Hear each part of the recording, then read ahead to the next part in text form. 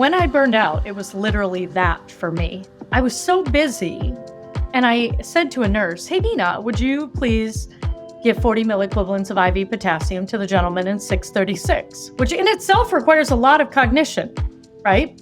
Yes. And she said, "Yeah, interesting. Hey, Dr. Sangwan, are you okay?" And I said, "Yeah, why?" And that was my first indication I might not be. And I said, "Yeah, why?" And she said, "That's the fourth time in under 5 minutes that you've asked me that same question, and I've answered you every time." Dr. Mindy here. Your body is in a war zone. Different parts of the brain get activated depending upon how stressed you are. When you look at it from that inflammatory. That's interesting. I mean, that has some merit to it for sure. And you can't control everything. Let's see. And what about a woman who is not pregnant, but she's aiming? Let me start off by just welcoming you, Neha, to my amazing group of listeners and to my podcast. I'm so excited to have this conversation with you. So thank you for being here. Thank you, because I know how sacred community is. Ooh, that's super well said, because anytime I start with a new guest, there's a moment where I'm really thinking about the listeners and like, what is it that they need to hear? And it's interesting because with a podcast, it's almost like you're having a continual conversation with the same group of people. And with burnout, this is one that I haven't had this conversation in many years.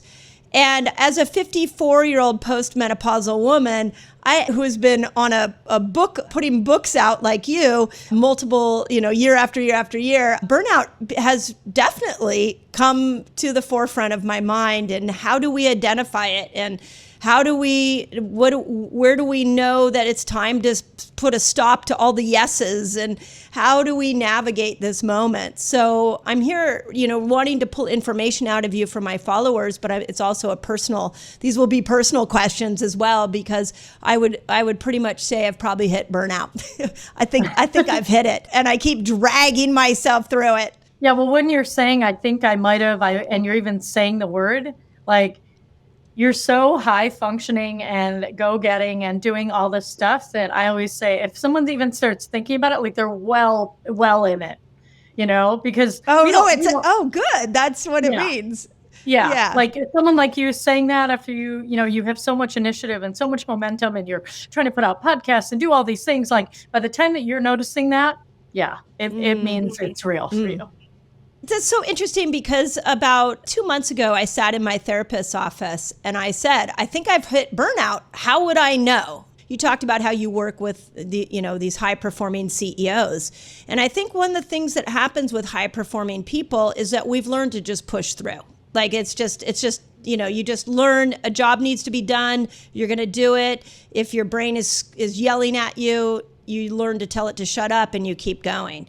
So what I'd love to do to start this discussion is really like, what is burnout? Like, can we make it a tangible thing? Like how, and what is going on in my brain, my body? Like, tell me what it is so I can have maybe a little more respect for that moment. Yeah. Well, I think it is such an amorphous, overwhelming experience. And most people don't know what it is. They just have a vague sense of feeling heavy or tired or exhausted, and the weekend or a week off not being enough. So let's start with the research. When I burned out in 2004, as a busy hospitalist physician, I was 34 years old. So you and I are about the same age, going through a lot of the same things. When I burned out, as a doctor, I didn't even know what it was, because the people who came to me, I would call it stress leave.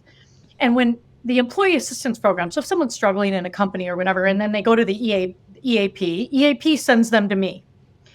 I had two things I could do for people that I thought were stressed out. I could write them, if I thought it was, a real thing, I would write them a prescription for time off that would be paid by their employer. The second thing I could do was give them some cocktail of medications, depending on the context of what they were telling me. Do they need antidepressant, anti-anxiety, sleep medication? There's like some cocktail of medications I can give them to help them with their symptoms. That's really effective because they're a bullet train almost going into a brick wall. So my job is to like stop that from happening, or if it's already happened, slow their world down and help them through the crisis. So when I burned out, it was literally that for me. And I remember talking to a colleague and thinking I had just sidelined him, because basically what happened is I walked in, I was, doing things in the hospital, but I was so busy. And I said to a nurse, "Hey, Nina, would you please give 40 milliequivalents of IV potassium to the gentleman in 636, which in itself requires a lot of cognition, right?" Yes. And she said, "Yeah, interesting. Hey, Dr. Sangwan, are you okay?" And I said, "Yeah, why?" And that was my first indication I might not be. And I said, "Yeah, why?" And she said, "That's the fourth time in under 5 minutes that you've asked me that same question, and I've answered you every time." I had no recollection that was going on. So I was literally already hitting that wall. And what I'm really grateful for is that she had the confidence to question me. Because for sure. I could have prescribed the wrong medication. She could have talked about me to someone else. But she had the wherewithal to say, "Are you okay?" And so one thing I want you to know about burnout is sometimes other people in your life recognize it for you before you do. And you want to be grateful for them. You don't want to be defensive. And you mentioned at the beginning this high performing piece. The way I say it is, the way we became high performing, taking care of the house, perhaps working, doing all these things that we do, is because we've learned to push through our body rather than partner with it. Yes. And we do this in many different so well ways. said. We do it in so many ways. Like, I'll tell you mine. When I was a busy doctor in the hospital, crazy. 2 ice cold 16-ounce Mountain Dews plus a king-size Snickers bar, and you could get me through a 36-hour shift without sleep. So each of us has the strategies, the coping mechanisms, the ways that we figure out when our body is giving us important signals, how to override that to get over the deadline, to get over the next meeting, the next day, the next week. And so while that serves us, so in the end, it ends up not serving us. But for a period of time, it tricks us. Okay. Yeah. So what is burnout? Let's talk about I burned out in 2004. In 2003, it was not even acknowledged as a, medical syndrome. It was like, I think maybe there's this extensive tiredness and fatigue and things. Like, it was nothing. It wasn't until 2019 that the World Health Organization said, okay, we think it's prolonged unmanaged stress at work. At work? Like, my whole thing is like, it doesn't matter whether it's at work or at home. There could be a special needs child at home. There could be a troubled relationship at home. There could be your sister who's struggling. And of course, it could be unmanaged stress at work. But this is what I want to say. I think the WHO is going to come around, the World Health Organization. I'm so happy. Well, you have belief in them. When. That's amazing. Well, I don't know when, but I think someday it won't just be labeled at work. So wherever you have stress that is causing, this is how I say it, but wherever you are from burned out to fully charged can be measured by whether you have a net gain or a net drain of energy on a physical, mental, emotional, social, and spiritual level. Okay. So each of us comes here as uniquely as our fingerprint. In the end, it's the same exhaustion, but there's been an ongoing drain of energy for a long time. So the definition of burnout is a triad. The first part is, yes, physical, mental, emotional exhaustion. Second is, after that's been going on for a while, your physiology, Mother Nature's made too beautiful of a machine. It adjusts. Oh, yeah. Thank you. So, I know, right? Strongly agree. I strongly agree. And we don't give it Mother Nature enough credit for this amazing body we get to live in. So, yeah. And so absolutely. Go ahead. This adjustment that goes on inside us, whether it's our blood pressure, heart rate, moving, all of this, we can recover sometimes with sleep, etc. Then we start doing these things that are like, hey, can you make my coffee this morning? Can you make it a double? I'm having a rough week. And we start to adjust on the outside as well. So we've been exhausted for a while. And then the second piece of the triad comes in, which is a combination of two things, really. An undercurrent of cynicism, where your mind joins in the fatigue and says something like, no matter how hard I work or I try, I don't know that it's really going to make a difference. And so now all of a sudden your thinking becomes the undertow to this exhaustion and challenge physically, mentally. And now you start doing things like, even if you're lonely or isolated or working at home or whatever it is, you start pulling away from anything social or interacting because you just don't have the energy, even though you need it. You want the community. You have this thing called depersonalization where you start pulling away and you start referring, like I did that day, the guy in 636. I didn't say Mr. Jones. I didn't say Miss, whatever. I'm starting to depersonalize. Okay. So we have the exhaustion. We have the cynicism / depersonalization that starts going on. And then the third part of the triad is ineffectiveness. And I gave you a really good example of that when I hit that wall of saying the same thing 5 times in a row and not registering the answer. Yeah. So I think that is beautiful, and thank you for the spectrum, because I resonate actually with everything you said. The last place that I find my brain getting hooked on is the ineffectiveness, because I think, again, I'm speaking not only for myself but for many of the women that listen to this podcast, is it's hard to see ineffectiveness. Like, it would take somebody else maybe from the outside in, like that nurse did for you. Like, how do you know if you're being ineffective? And when you're in a situation where you have to perform at work, you need to perform in your family, like, you just have to keep on going whether you're effective or not. So what is our measurement of ineffectiveness? Well, let's take them through the phases now. So the triad of burnout. Okay. Let's start. Burnout goes across phases. So this is not the same exhaustion. The third part of these phases is exhaustion. That's not the same as the physical, mental, emotional exhaustion I spoke to you about, but hold on here. So we'll start. Phase 1 is the alarm phase. The alarm phase is kind of like the moment you've jumped on a treadmill that's going a little too fast. And it's that experience. It's like your heart skips a beat. Someone cuts you off in traffic. It's like that experience. You're leveling up. And you're kind of, a little bit irritable. You might feel a little overwhelmed, like, oh, this is too much. The way you might feel this in your body is heart racing, stomach turning, intestinal issues, like gut issues, diarrhea, constipation. Something just doesn't feel right. So in that space, first of all, you always go and get that checked out because it might be something physical. But if you get a clean bill of health from your doctor, oh, nothing's wrong with you, then you might want to think about, oh, wow, maybe the stress has kind of overwhelmed my system. And this is like me trying to adjust to that treadmill going too fast. Now, when you start using all those coping mechanisms we talked about, and you stay on that treadmill going at that speed, and it becomes your new normal, that's what happens when you start to have kids and you start to, you're starting to move down this path where now you're taking on more and more and more.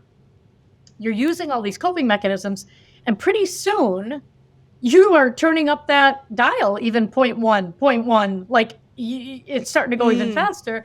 And you hit this place that's called chronic adaptation, where you're using everything you can to barely hang on. You don't have reserve. So in the first part, you might notice you missed an appointment and maybe you had to pay for it. Even it could be something as simple as a mani-pedi.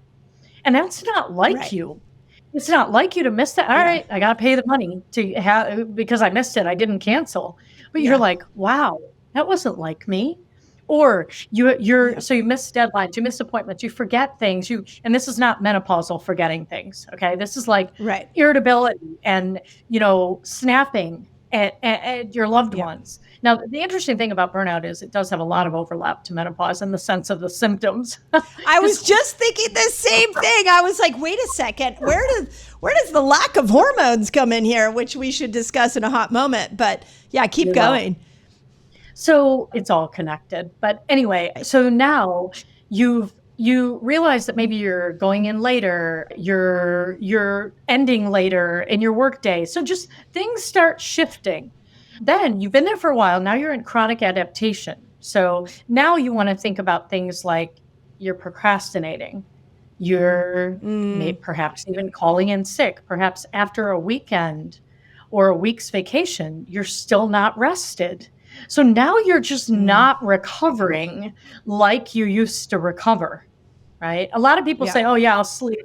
I'll work all weekend. I'll catch up on my sleep on the weekend." Like that doesn't actually work biologically. It's a good idea, but it doesn't actually work. Right. So the idea there is things have been going on for a long time, and now you're like, you're starting to deplete. Now, the way you know you're in chronic adaptation is because you're requiring more of your coping mechanisms to get the same effect. So maybe you used to say, yeah, I need a glass of wine after work to take the edge off.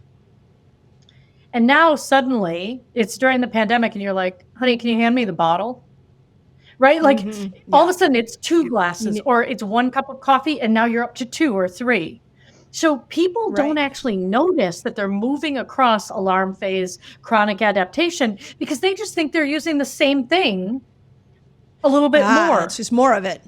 Yeah, interesting. Okay. So what happens after that? Yeah. One more thing, because you're barely hanging on by a thread in this chronic adaptation. One more thing happens and you go sliding down the slippery slope of burnout to ineffectiveness, and that's the exhaustion phase. Now that's different than mental emotional exhaustion, right? But it's like the exhaustion phase, which is like it can sometimes coincide with depression, not always, it doesn't have to. It's literally, like chronic migraines, pain, like you literally are not functioning. And you need, that's when you're in crisis and you need like real medical help. But here's what I want people to know. If you know the triad of burnout, mental, emotional exhaustion, cynicism, ineffectiveness, if you know these and you know the phases of alarm phase, chronic adaptation, and exhaustion, I'm pretty sure you're going to pick this up sooner. You're going to pick it up. Yeah, for sure. Because you're giving language to feelings that we dismiss. So, and that's what I hope the whole world has. And this is the deal too. Yeah. If it's not you when you're listening, we need you to be the nurse for other people that nurse was for me. If you know this, you are going to be able to see those you love and lead. You're going to be able to say, hey, are you okay? Yes. Yeah. So what's interesting about this, and I want to, of course, where my brain goes next is like, okay, like, again, I resonate with everything you just said. I've been in every single one of those positions. And so I'm curious, what do you do about it? Like if you can catch yourself. So we'll talk about that in a moment. But let's touch on this, on what you said about, all the research I've done on hormones and looking at hormones and what's happening to us through this perimenopausal years is that I call it a neurochemical armor. As our hormones start to come down, estrogen and progesterone and testosterone also stimulated different types of neurotransmitters like serotonin and dopamine and GABA. So there's like this neurochemical armor coming down. You're in your mid 40s, maybe your kids are now teenagers or you're launching them into the world. Work is getting really intense or you're going back into the workplace. And so there almost is that explanation you just made of these 3 phases, where my brain goes is it's much easier to hit those 3 phases when you don't have as much estradiol, when you're lacking progesterone, when you don't have as much dopamine, serotonin, acetylcholine, glutamate, oxytocin, GABA. All these neurochemicals are up for grabs as you go through this. So you're going to hit burnout much quicker. Would you agree? Yeah, you're going to have so much less reserve. You know how I was saying at the beginning, like where you are from burned out to fully charged. is whether you have a net gain or a net drain of energy on a physical, mental, emotional, social, and spiritual level. Well, one of the levels is under physical is stress and hormones. And so that's the physical part of it. Now, I want you to imagine the mental part of you is going to start saying, I thought I knew my body. Oh my God, I didn't sleep well last night. Oh my God, I'm getting, my midsection is getting fat on it now. Like, what is going on here? So now the thoughts start draining. Emotionally, you're going to feel moody. You're going to feel all these things because your hormones are all changing. You might even not have a sex drive anymore. So socially, it might shift your relationships and how you're connecting intimately and otherwise. And then on a spiritual level, it's almost like when we were teenagers and our body was changing and we didn't have control of it, and our hormones are changing and our world is changing. And, it's like this whole experience that kind of menopause for me has gone across all levels. And so when you say it's easier, when you say, is it easier to burn out? I have to say, yes. I think that it depends on how much reserve you have. Now, let's say some of our coping mechanisms were eating sugar. If sugar is your thing, that has been shown to, intensify these symptoms. And so we are now having to not only experience all these changes in our body and our moods and all of this, we sometimes have to give up the coping mechanisms we've been using to manage the stress in our lives. Yeah. So and you also have the other side of this where your adrenals are supposed to actually come over and start making some sex hormones. But if you're like in full cortisol production, the adrenals are like, hey, no, I'm over here making cortisol. So it's what I think is, I'm hoping people are grabbing from this part of the conversation is that burnout is real for the perimenopause and menopausal woman.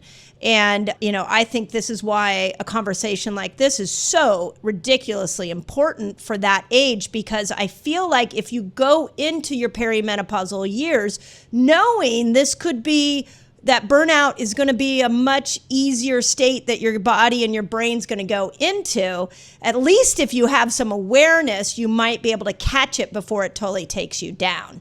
At least that's the way my brain thinks. So what are your thoughts on that? No, I think that was well said. I think that's really well said. And I think each person, the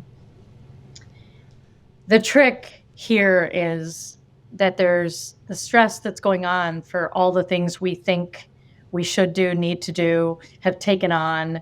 What happens is now our physicality in totality is at play with perhaps we're people who don't have strong enough boundaries. We think we need to take care of the kids and we need to take care of our partner and we need to take care of the house and we better be an amazing, career woman, and who knows what we've taken on. But now, because this layer comes on, it's actually a wake-up call to ask us if the way we've been doing things is actually working. And now it's time. Now it's time to take care of us. And our body is saying, you got to prioritize me. I've been carrying you around for a really long time. And please, please, please come back to me. And it stops us in our tracks. Yeah. Thank you for saying that, because earlier this week, I brought Dr. Lisa Mosconi on, and, the female brain researcher, and she just put out a book called The Menopause Brain. And I asked her, tell me what's going on to the brain during perimenopause and menopause. And she brought something to my attention that I had never heard, and it's called the grandmother effect. Have you heard of the grandmother effect? I haven't. Tell me. So it's where the brain starts to prune in the perimenopause years, the brain gets rid of the neurons that are no longer necessary, and it starts to rebuild parts of the brain that actually moves it into this highly productive state in 6 years into our postmenopausal years. And they call it the grandmother effect because it used to be, when we were back in the hunter-gatherer age, that it was the grandmother that would bring food back to the community and would take care of the kids while the mother was tending to the baby she just birthed. And, not to be sexist, but the men were out hunting. So the grandmother kept the peace and kept structure to the community while they were looking for food. So there became this reorganization of our brains to step into this incredible leadership role. And the reason that I bring that up is that I think what's happening is that I love this idea of this neuronal pruning where the brain is like actually kind of changing the neurons that it doesn't need anymore and bringing new neurons online. That in that state, we also may be more susceptible to burnout because there's a massive brain change that's going on. But if we could take work like yours and hers, and we could bring them together and say, okay, perimenopausal women, so this brain change is going on. There's a really positive place you're going to land maybe a decade from now. But we've given language to the vulnerability of your brain as it goes through this change. Now, you just gave us language to identify it. So now what do we do about that? Because I don't think it's acceptable to have us suffer for 10 years through that process. Yeah. I think what it is? I think the biggest thing it does is women really do start to reevaluate. They start to reflect. They start to reevaluate. It gives them, if they haven't been someone who's been sharing vulnerably with others, they take it to the next level of doing that. Or maybe they did share vulnerably, but they haven't done that.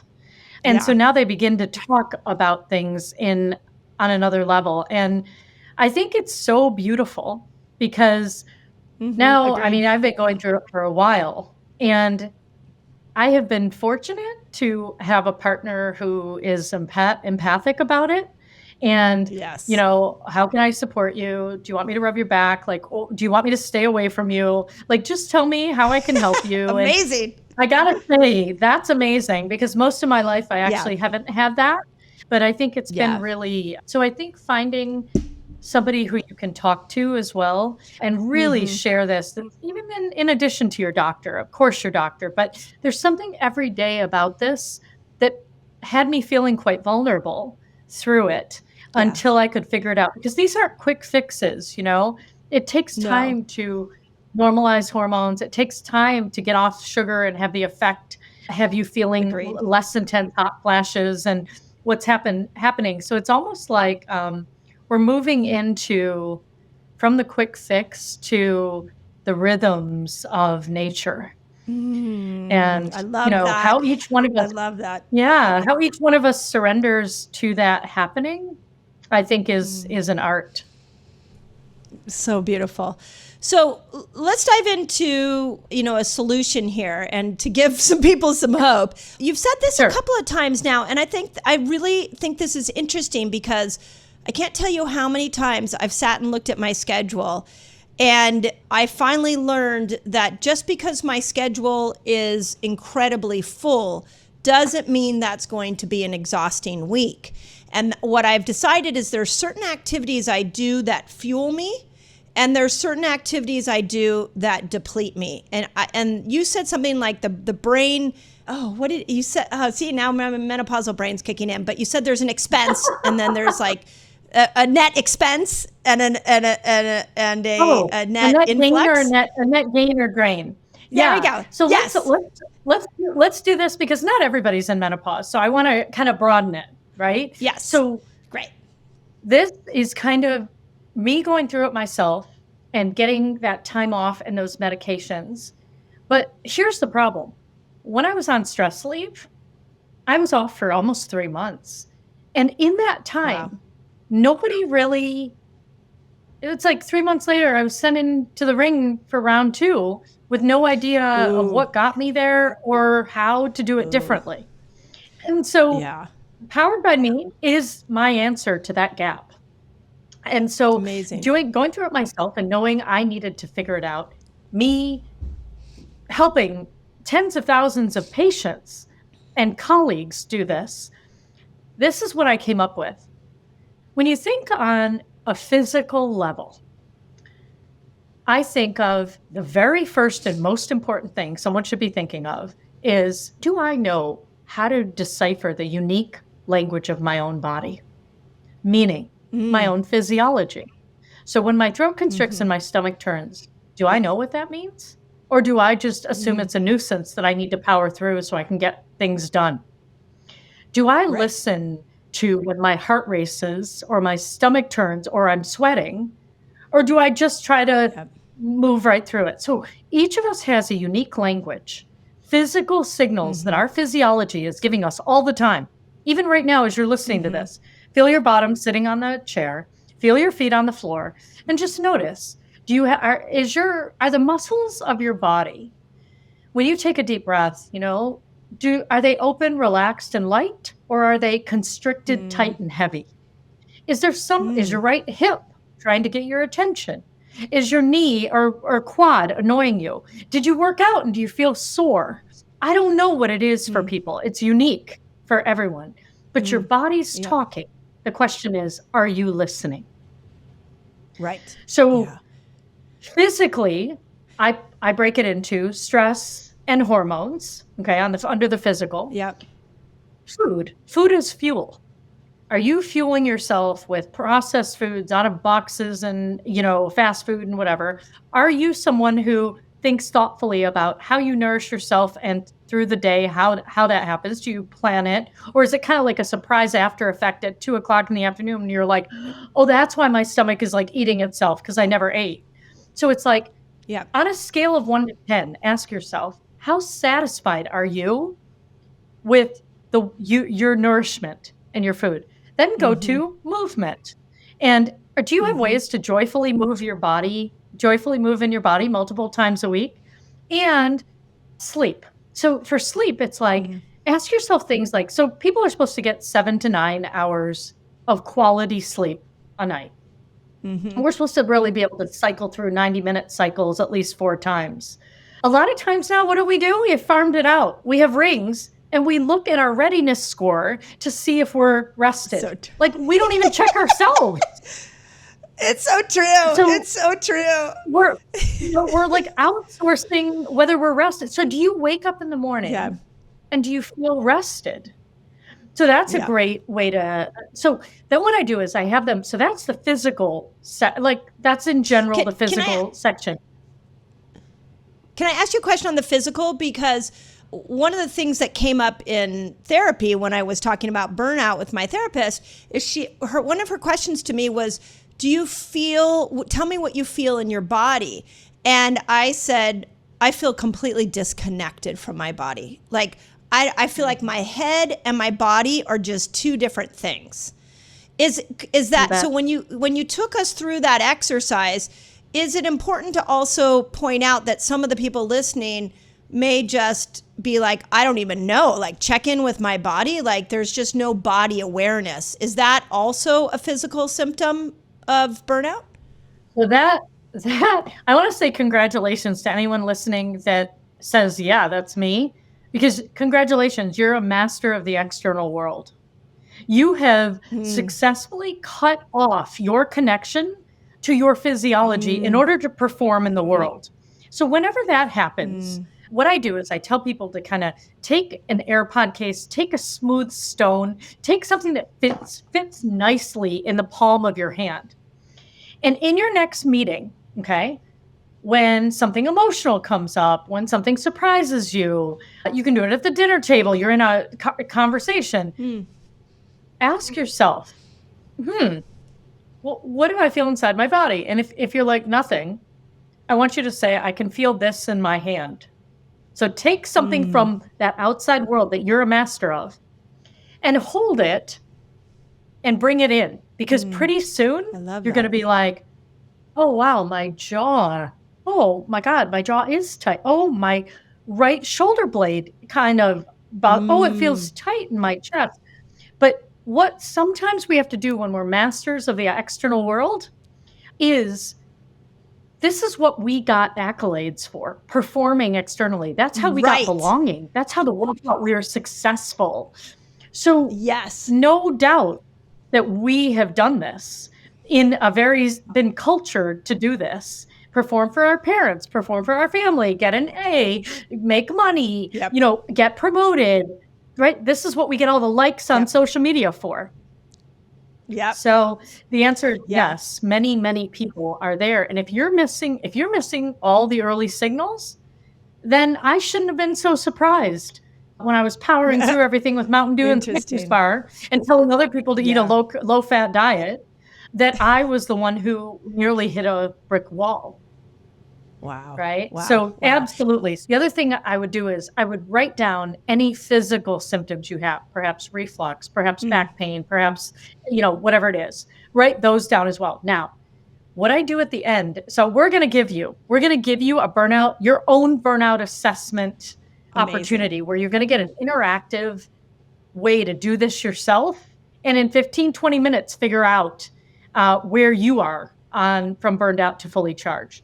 So Amazing. in the Thank physical section, when I get down there, I say, now look at the answers that you just wrote down for the physical section. And then I want you to check in with your body.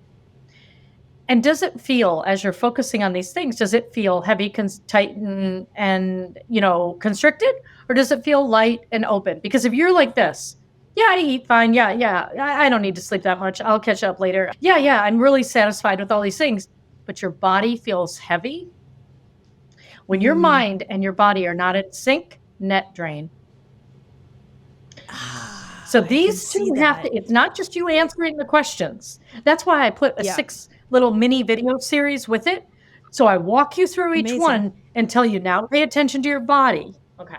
So physical, that's physical. And if you give yourself a score less than 10 out of 10, right? 1 to 10, I ask you, just tell me what would make it a 10 that you would be satisfied. So I want you to know, I'm not telling you need to eat 4 cups of leafy green vegetables. I'm asking you whether you're satisfied. How satisfied are you? Because that will also tell you when you're less satisfied with something, that's a great place to start, right? Yeah. Because that's something that's really upsetting you. So now let's move to mental. Mental is your thoughts and how you form them.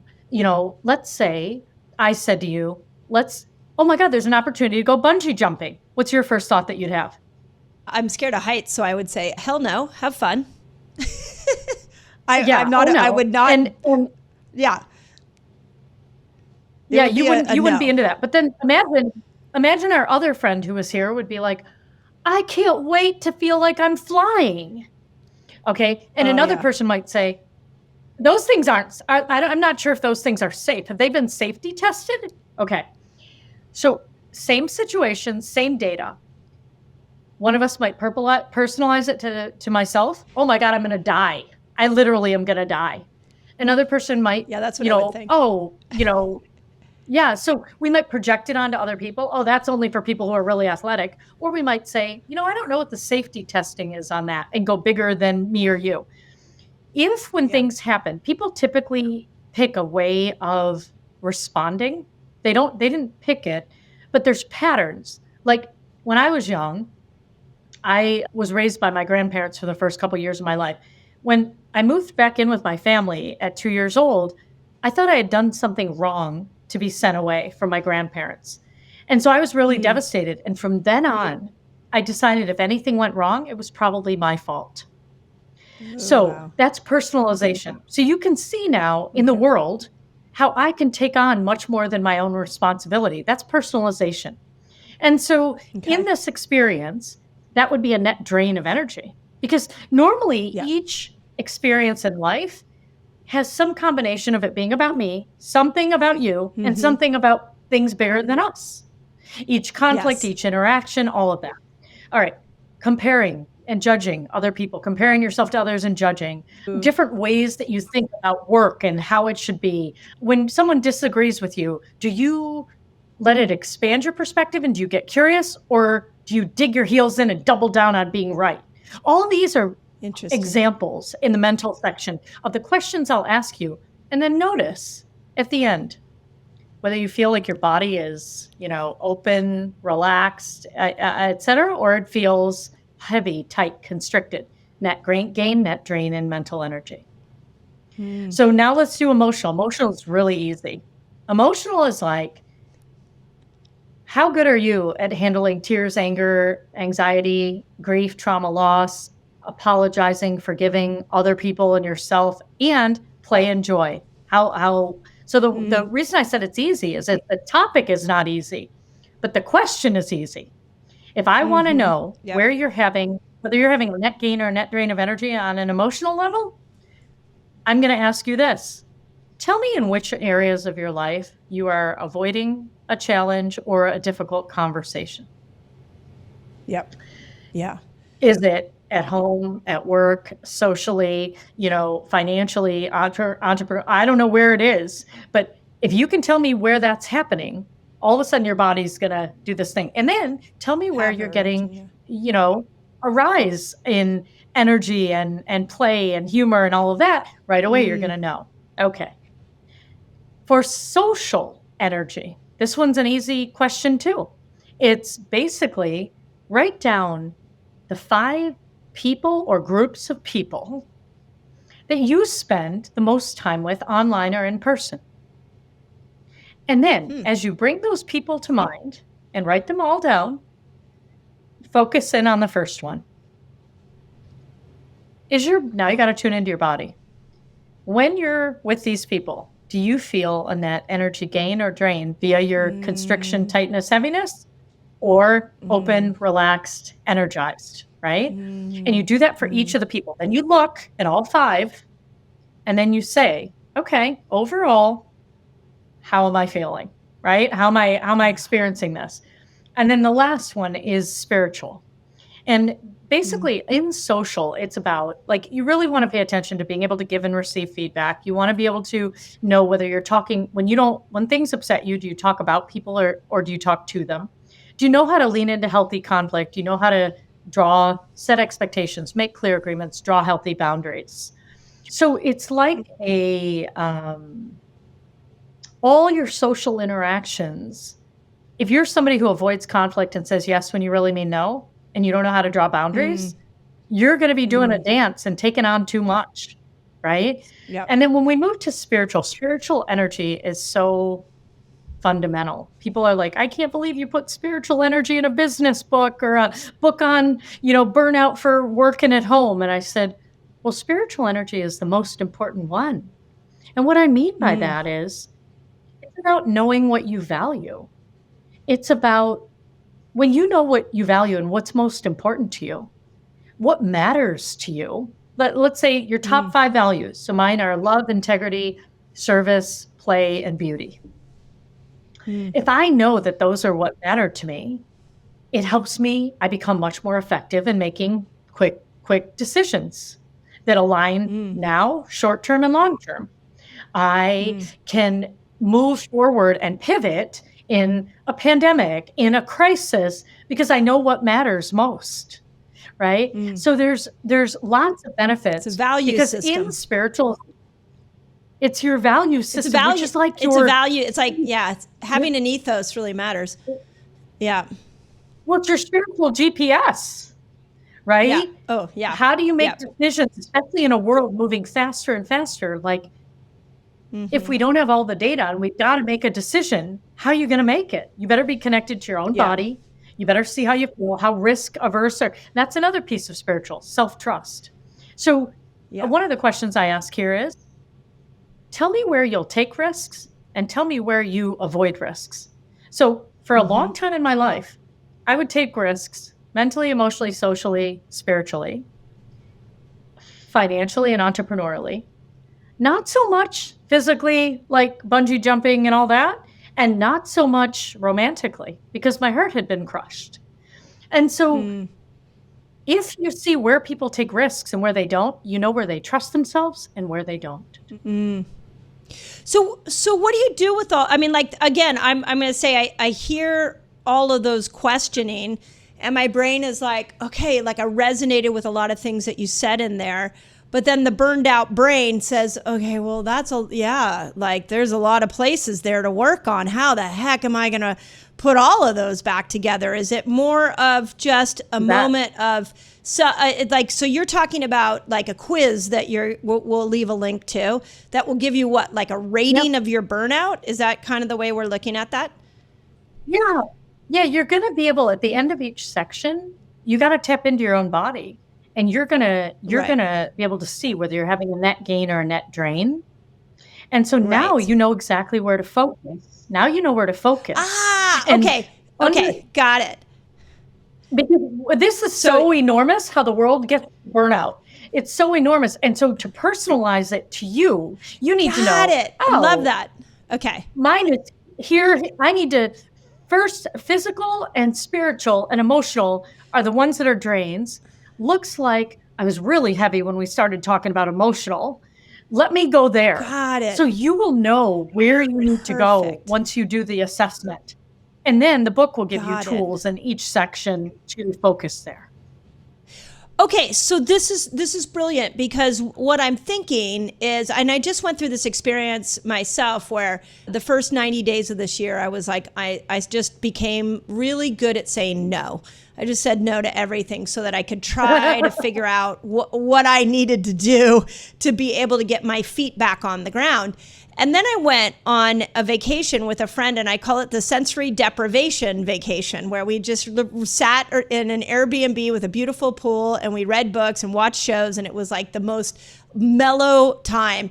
And when I came back, everybody, all my staff and my family, they're like, okay, are you good now? You're good? Like, you took a week off. You're good? It was like I was good for a hot moment until I call it the patriarchal pace started back up again. And it made me realize, the reason I share this with you is it made me realize in that moment that recovering from burnout isn't just sitting your ass down. Like there's a much more sophisticated path, which you just gave us. It's understanding where you are the most off course. Did I interpret that right? Yeah, step one is sitting your butt down. Yeah. Step one is you probably got here because you have something that you're passionate about that you really want to change, and you've been putting your energy and effort into making that happen. And at some point, you start to spin and you start losing energy. And so the first thing is, burnout is a wake-up call. It's a wake-up call that a breach has happened. Most often it begins on a spiritual level where you're saying yes to things that don't really matter. Or you're doing it because you're out of obligation rather than inspiration. And you start draining energy. Or you're like me. I was like, I will single-handedly change healthcare. You're right, like not gonna happen, Neha. Like nice try. And so it starts with a really noble, I want to do everything for everybody, right? And in the end, it ends up with you thinking you are a superpower, and somehow the biological laws of the universe don't apply to you, right? Right. And so in that space, you do need to be stopped.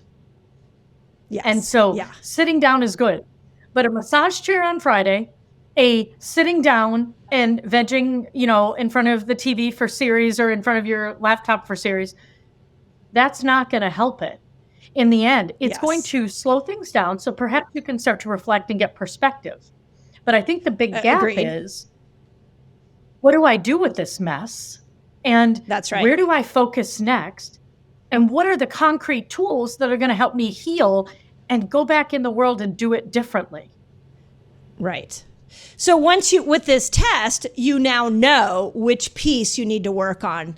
And I would assume that you have lists of, like, if it's physical, if it's spiritual, if it's social, in the book, you probably have lists of here are all the things you can do. One of my questions as I'm listening to you talk, and I just want to make sure we help women understand this piece of it, which is, how do you explain it to those around you?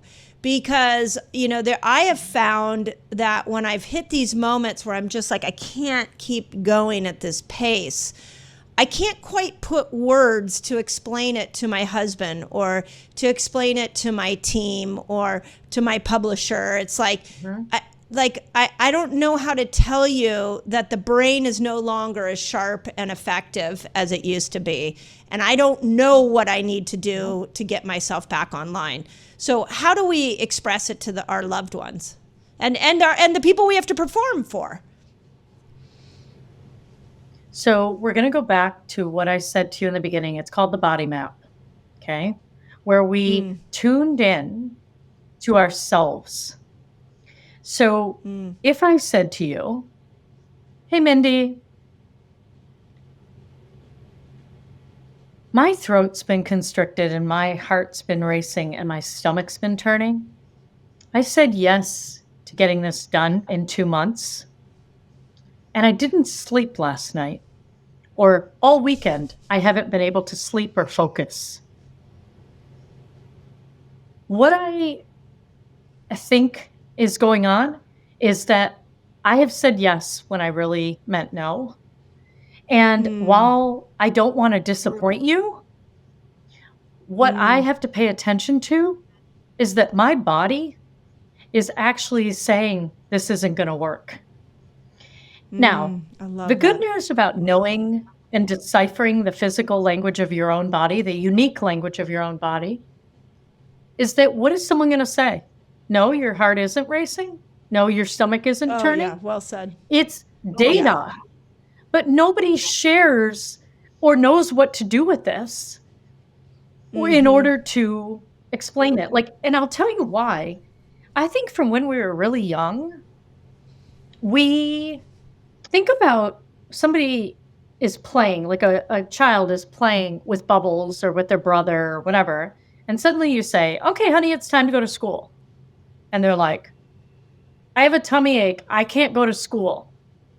And you say, no, I just saw you playing with your brother. You guys go to school. Even young, we as adults don't understand that actually what we should be thinking about is, does this child feel lonely on the bus? Are they getting bullied? Do they have to sit alone at the cafeteria? Because as soon as you said it was time to go to school, their body started talking. And we teach them, no, you were just fine. You go to school. We teach them at a young age to override those signals. So true. So I don't want anyone to feel like, oh, how did I get here? We live in a society that's moving in a digital and AI age, is moving faster and faster by the minute. Yeah. And us trying to keep up with this we've literally co-created an external world that exceeds the capacity of our own biology. Ooh, that was so well said. Oh, bingo. I call it the patriarchal pace. That it's just like that production pace. And that you actually bring up a question I was going to ask you is, when I hear the definition of burnout, when I hear about all the different pieces of it, I'm like, what human isn't burnt out at this moment? And what is our way out of it? So if the digital world has now exceeded our human physiology, what is our way out? Well, I think we have to expand our capacity. So the way that you expand your capacity is, like I said, this game change for me was being able to pick up signals early in my body. If I'm not catching this until really late in the game, I feel helpless at it because it's happening to me. Yes. And when I get the agency to know that throat constriction and stomach turning means I'm not speaking my truth, I'm holding back, all of a sudden in a meeting, I can say, you know what, I said I'd have that by Friday. Monday is going to be a lot better. And the help that I would need is support from the marketing team or, if I'm talking about at home, a cleaning lady and blah, blah, blah. I don't know what it is. But in those moments, it's time for us to up-level our ability to function in this world. Yeah. And that requires inner work.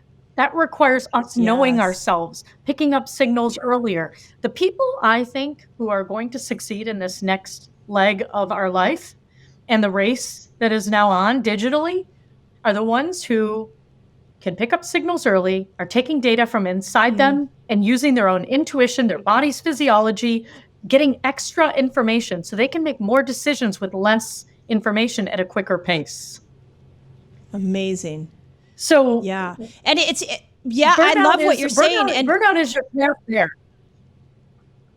yeah. And so, you know what I heard in that is boundaries. You have to learn to set some boundaries, and you have to learn how to express what you need. And I think those are two things, and I don't mean this in a sexist way, any shape or form, but I do believe as women, we have a real hard time with that. And I can tell you it's a big part of what I'm learning in my own life now is to put down the people pleasing, ask myself what is right for me, and then put the boundary up and then express what I need. And I think that's another way of looking at it the way you just said it, is that it's never been more important to have a boundary.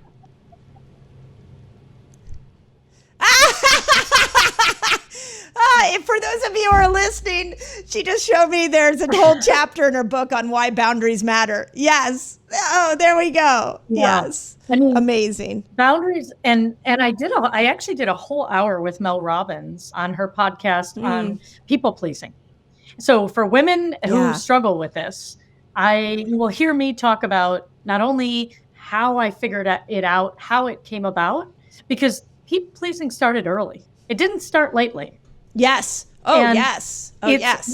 It's one of those things with deep roots, and it can change. You can shift. There are actual tools that you can actually develop your boundaries. And for some people, they've been crushed in their life, and their boundaries are more like armor around them that doesn't allow connection and vulnerability in.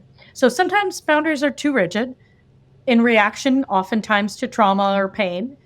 Sometimes boundaries are too porous because we want you to like us, and many other reasons. But we not only do we need to learn boundaries change. For me, they've changed each decade. And what's important to me changes. What I'm willing to do as an aspiring medical resident is different than what I'm willing to do in my 40s and 50s. Right? Yep. And so to know how to do it and then adjust it to your environment and the context in which you are based on the values and your spiritual guidance system, you now can navigate the world. But to me, it's an inner game now. We got here with an outer game, but now it's really important to do the inner game. Yeah. And I do believe, Dr. Lisa Mosconi and I chatted about this, about how when you get on the other side of menopause, the way that she said it is like you stop giving fucks anymore. Like you stop caring so much about that people pleasing sort of, which was beautiful to hear this researcher say it that way. And I'm like, that actually has been my experience, is that as my hormones have shifted, and wisdom and years of exhaustion trying to people please, I've now hit a point where I'm like, yep, not going to do that anymore. And I'm curious if that's on the backside of menopause, if that's what we tend to see more, is because of the hormonal shift, because of the brain shift, setting boundaries become easier. It's just a hypothesis that, as I heard you talk, I thought that might be where we're going in our 60s and 70s. Yeah, so. And I think the way that I experience that is there's external data, okay? Trials, double-blinded, placebo-controlled trials, research, knowledge we learn in school and other places, plus internal experience. So that's our lived experience, what we've experienced personally in the world, plus our physical body signals that no one but us can experience. Our own intuition, when a mother has this gut knowing that something's wrong with their child or something's off, that experience. So it's external data plus internal data equals integrated decisions. Ooh, I love that. And love so that thought. how are we going to navigate this world? We need more data. So start Yeah. getting to know your own self more, because that's how you're going to be able to make a decision in a world where pandemics occur and unknown things occur and you have to make decisions and shift. Suddenly you're in an office, now you're at home. The way we're going to have self-trust and the ability to be agile and adjust to a fast-paced world that we've, by the way, all co-created, used our brains to co-create. Agreed. Faster is better, do more with less each year, right? The way we're going to do that is by knowing our internal data more and seeing where it matches and seeing where sometimes we have to draw boundaries. We have to do things differently and create new ways of doing things. Yeah. Oh, so beautifully said. Well, I could pick your brain for a very long time. So, and I think this is such an important topic that so many people are going through. So before I ask you my last question, which always is just a personal one that I love, where can people find you? And you have some really cool resources. Can you talk a little? I know you're doing a live event, if depending on when people are listening. Can you talk a little bit about that? Sure. So if people are interested in a live event, literally on Powered by Me, 5 days of it, I try to do one public retreat a year. The one that I happen to be doing in the next couple months is at Omega Institute, June 9th to the 14th. But if you're listening to this and it's after that, my website is intuitiveintelligenceinc.com, so INC at the end. And go under events. And under the events page, you're going to be able to see this. I have 2 books that are out. I have Powered by Me and I have TalkRx on audiobook. So this is TalkRx on, I don't know if you can, there you go. That's about leaning into healthy conflict.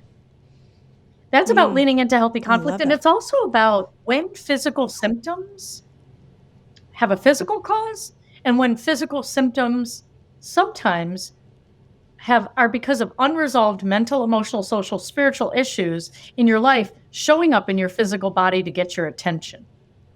So sometimes someone will have migraines because they have a tumor in their head. Yes, or they're, they'll have a headache because they're dehydrated, for sure.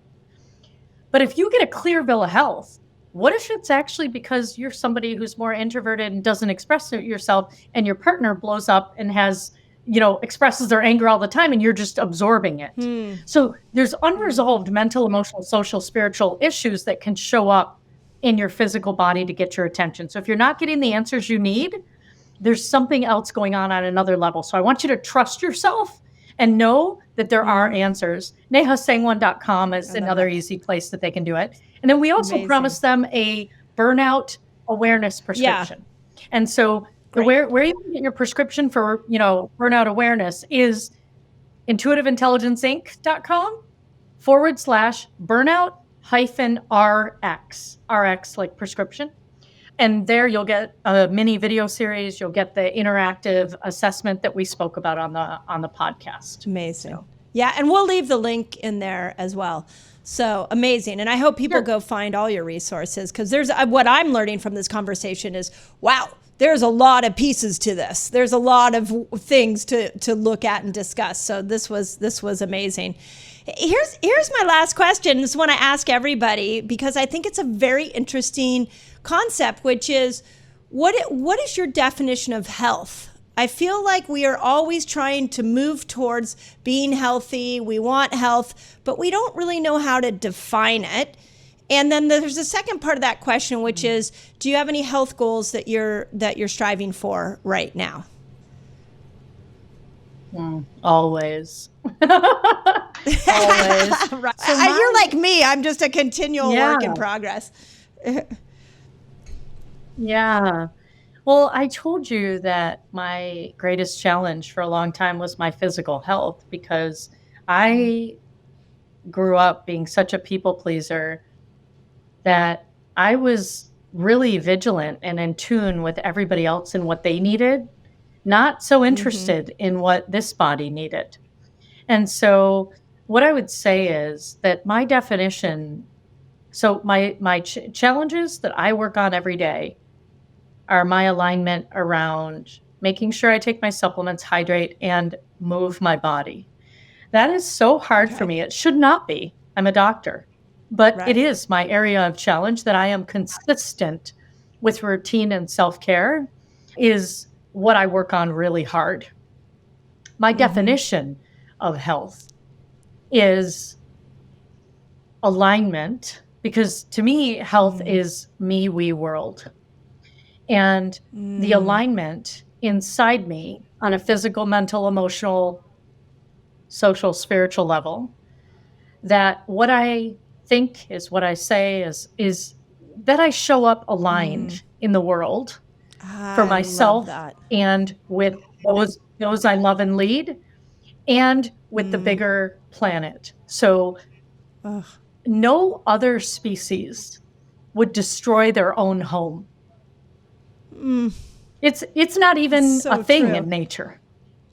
No, it's so true. And I think that true health is us creating, each one of us working to create inner alignment, and then alignment with one another and to the larger world. So to me, that's what health is. So That was so definite work in beautiful. progress. Yeah. No, but you have that is one of the best definitions of health that I have ever heard. And I think it makes it a more inner experience. You know, it's not like you're not looking for a number on the scale or your blood work to be perfect or whatever. I mean, you really gave it a much more inner experience. So I loved that. That was, and I think what you said about us being the only species that destroys our own home, like, you know, one of my big takeaways right now is that women's physiology is absolutely at an evolutionary mismatch with the day-to-day life that we're living.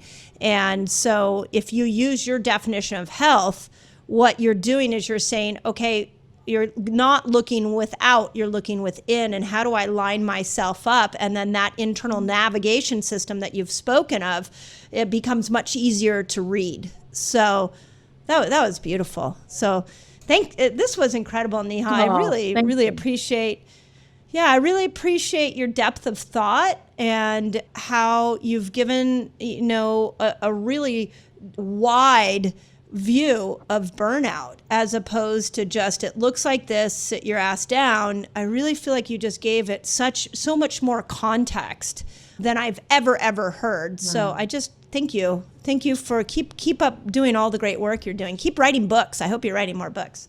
So this was amazing. I really appreciate you. Not that I guess I shouldn't end a conversation on burnout to tell you to write more books, but your brain might need to be documented more. So I really appreciate you. This was incredible. Thank you. Well, thank you. I have to say the funniest thing, you know, the joke that really, you know, launching a book, how enormous, writing a book, completing a book, and launching a book is enormous. And that was the joke, right? Like, how am I going to do this and launch a book on burnout and not burn out myself? Like, what is the way to do that? So, you know, it's a constant. I don't think we're ever there. I think that you know, people say to me, do you ever burn out? And what I say is, there's underlying mechanisms of who I am and how hard I drive myself that will always be me. But what I will tell you is, what's changed dramatically is how soon I pick up when I'm off track, and how quickly I get back on track. And so it's not that I don't fall off track. I do. It's that I recognize it quicker and I'm back on in a day, in a week. You know, like that is what I hope for. So I'm not going to give you the answer where you're never going to be yourself or you're going to be some massively other person. But I will tell you how to expand your capacity, build your intuition, tune into your body, align. And now you're going to have the capacity to see it coming and make adjustments that are really effective for you. So, yeah, it's beautiful. It's an incredible journey, and I'm so glad we're on it together. Yeah, agreed. Thank you for all your work, and I hope everybody goes and finds you, and we'll have you back again. This was a beautiful discussion, so thank you. Thank you, Mindy. Anytime.